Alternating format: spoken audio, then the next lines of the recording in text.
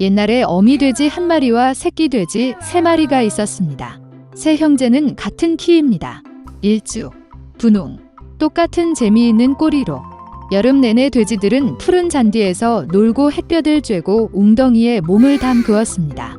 그러나 가을이 왔습니다. 어느 날 어머니는 겨울에 대해 생각할 때라고 말씀하셨습니다. 그녀는 그들에게 큰 집을 지으라고 요청했습니다. 동생은 겨울이 아직 멀었다고 말했다. 중형은 필요할 때 자신의 집을 지을 것이라고 말했습니다. 그리고 형은 집을 직접 짓기로 결정했습니다. 남동생과 중형들은 게임을 하는 것 외에는 아무것도 하지 않았습니다. 매일 추워졌습니다. 남동생은 지프로 집을 짓기로 결정했습니다. 동생은 겨울에 초가집이 매우 추울 것이라고 생각했습니다. 그는 나뭇가지와 나뭇가지로 집을 짓기로 결정했습니다. 저녁이 되자 그들의 집은 준비되었습니다. 그들은 자신을 매우 자랑스러워했고 건물을 충분히 얻지 못했습니다. 이제 그들은 자유롭고 그들이 원하는 것은 무엇이든 할 수 있었습니다. 그들은 형에게 가서 그가 자신을 위해 어떤 집을 지었는지 보기로 결정했습니다. 형은 건물을 짓느라 바빴다. 그는 돌을 바르고 찰흙을 반죽하고 천천히 안정적이고 튼튼한 집을 지었습니다. 동생들은 직장에서 형을 찾았습니다. 그들은 그가 어떤 요새를 짓고 있는지에 매우 놀랐습니다. 형은 침착하게 계속 일했습니다. 남동생과 중형들은 그의 집을 농담하고 웃기 시작했습니다. 그들은 너무 즐거워서 삐걱거리는 소리가 단디 넘어 멀리 울려 퍼졌습니다. 형은 늑대가 소리를 들을 수 있기 때문에 조용히 해달라고 요청했습니다. 남동생과 중형은 더욱 즐거워했습니다.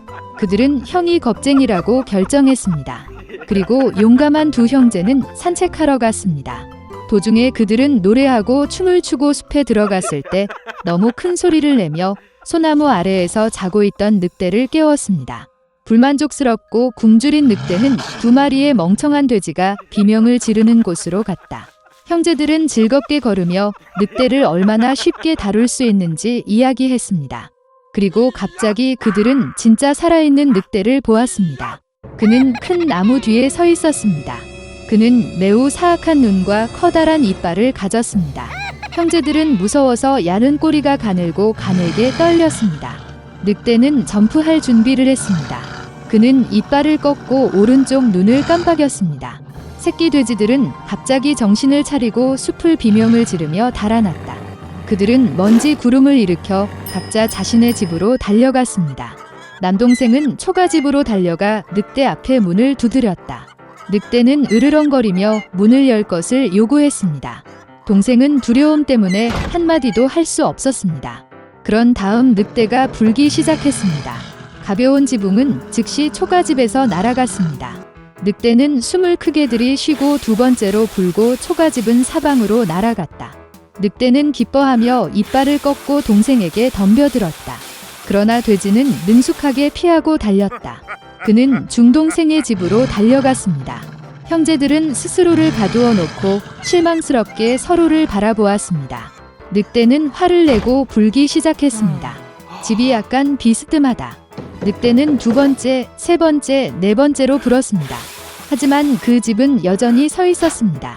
늑대는 숨을 크게 들이쉬고 다섯 번째로 불었다. 집이 흔들리고 무너졌습니다. 폐허 한가운데서 한동안 문 하나만 서 있었다.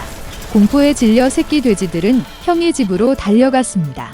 늑대가 그들을 뒤쫓았다. 그는 이번에는 돼지가 그에게서 도망치지 않을 것이라고 확신했습니다. 새끼 돼지는 큰 사과 나무를 치지도 않고 빠르게 지나갔다. 그리고 늑대는 사과로 그를 덮은 사과 나무를 돌릴 시간이 없었습니다. 딱딱한 사과 하나가 그의 눈 사이를 쳤다. 늑대의 이마에 큰 충돌이 일어났습니다. 이때 남동생과 중남동생은 형의 집에 뛰어들어 문을 조였다. 늑대는 문으로 달려가 으르렁거리며 문을 열 것을 요구했습니다. 동생들은 무서워서 아무 말도 할 수 없었습니다. 그리고 형은 그와 그의 형들이 단단한 석조집에서 두려워할 것이 없다는 것을 알고 있었습니다. 그러자 늑대는 더 많은 공기를 빨아들여 최대한 빨리 날렸습니다. 그러나 아무리 불려도 돌 하나도 움직이지 않았습니다. 그리고 나서 그는 고개를 들어 지붕에 크고 넓은 굴뚝을 발견했습니다. 그는 조심스럽게 지붕 위로 올라가 파이프를 내리기 시작했습니다. 돼지들은 졸졸 소리를 들었다. 형은 즉시 무슨 일인지 짐작했습니다. 그는 재빨리 물이 끓는 가마솥으로 달려가 뚜껑을 찢었습니다. 늑대는 파이프를 따라 내려가 가마솥으로 곧장 떨어졌습니다. 그의 눈은 이마까지 넓어졌다. 불에 타버린 늑대는 거친 포효와 함께 날아가 숲으로 달려갔다. 그리고 3마리의 작은 돼지는 그를 돌보았고 사악한 강도에게 교훈을 아주 교묘하게 가르친 것에 기뻐했습니다. 그때부터 형제와 어머니는 한 지붕 아래에서 함께 살기 시작했습니다. 여왕은 아름다운 성에서 살았습니다. 그녀는 꿈꾸던 딸이 있었습니다. 그 아이는 검은 머리에 백설공주의 피부를 가졌습니다. 따라서 그들은 그녀를 백설공주라고 불렀습니다. 여왕은 곧 죽었습니다. 왕은 오랫동안 슬퍼하지 않았고 1년 후 새로운 여왕을 궁전으로 데려왔습니다. 그녀는 아름다웠지만 화가 났습니다. 여자는 마법의 거울을 가져왔습니다. 매일 그녀는 그에 대한 그녀의 반선에 감탄하고 그에게 똑같은 질문을 했습니다. 누가 세상에서 가장 아름답습니까? 거울은 항상 진실만을 말해왔습니다. 따라서 정직하게 여왕의 아름다움을 칭찬했고 여자는 행복으로 빛났다. 백설공주는 자랐고 매년 그녀의 아름다움은 더 밝아졌습니다. 그리고 이제 다시 한번 거울에 말하면서 여왕은 이제 그녀가 세상에서 가장 아름답지 않지만 백설공주라는 응답을 들었습니다. 여왕은 자신의 궁전에서 이것을 견디지 못할 것입니다. 그녀는 충실한 하인에게 공주를 뚫을 수 없는 덤불로 이끌고 죽이라고 명령했습니다. 그러나 하인은 여왕을 위해서도 달콤한 소녀를 죽일 수 없었습니다. 그는 공주를 어두운 숲으로 데려와 그녀를 놓아주었습니다. 그리고 그는 자신이 성으로 돌아와 여왕에게 그녀의 명령을 따랐다고 말했습니다. 오랫동안 공주는 모든 종류의 숲 주민들의 도움을 받아 숲을 헤매었습니다. 백설공주는 그들에게 매우 친절해서 강한 친구가 되었습니다. 저녁에 공주는 우연히 작은 집을 우연히 발견했습니다. 그녀는 그것에 들어가 집에 아무도 없다는 것을 알았습니다. 테이블은 7인용으로 침실에는 7개의 유아용 침대가 있습니다. 그리고 이 집의 모든 것이 아주 작았습니다.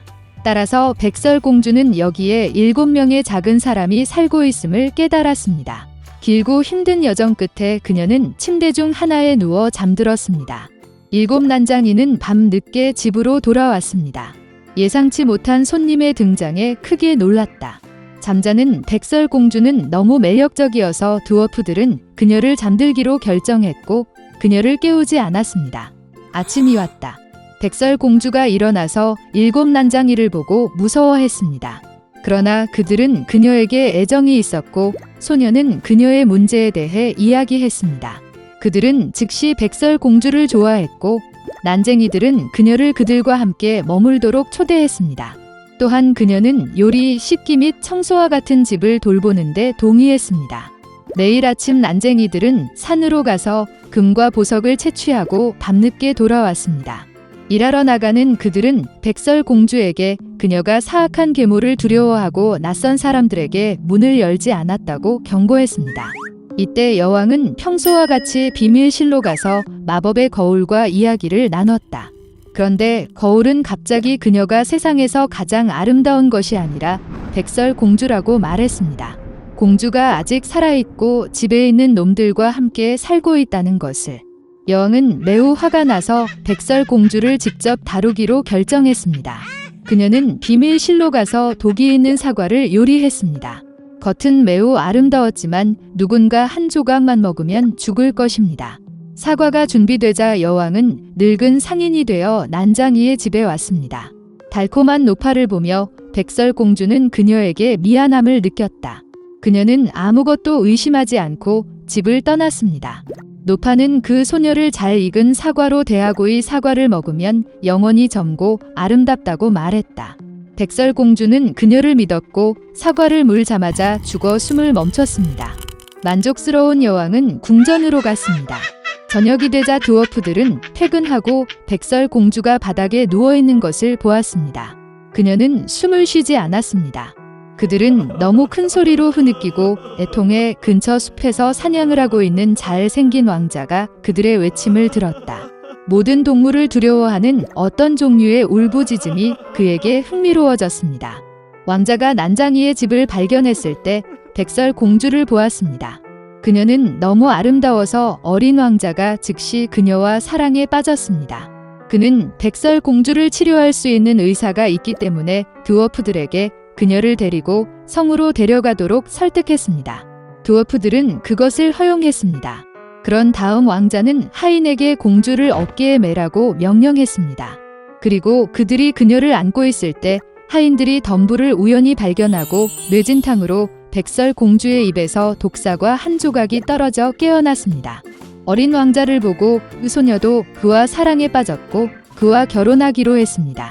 그들은 또한 사악한 계모를 결혼식에 초대했습니다. 백설 공주가 아직 살아있고 이제 길고 행복한 삶이 그녀를 기다리고 있다는 분노로 여왕은 마법의 거울을 깨고 다시는 보지 않았습니다.